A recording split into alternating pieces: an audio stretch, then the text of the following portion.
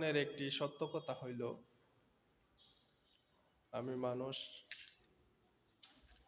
এই বিল্ডিং এ দাঁড়িয়ে আছি, ঠিক আছে, এই যে লিফটের সামনে, এটাই সত্য কথা, বাস্তবতা, ঠিক আছে।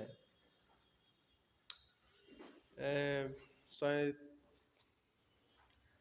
চতুর্থ ষষ্ঠ তলায় দাঁড়িয়ে আছি, লিফট বন্ধ, ঠিক আছে, সিঁড়ি বেয়ে আমাকে নিচে নামতে হবে, এটাই সত্য কথা এবং বাস্তবতা। ধন্যবাদ সবাইকে আমার ভিডিওটি দেখার জন্য। আরো ভিডিও দেখবেন, কন্টিনিউ করবেন, শুভকামনা। ওকে,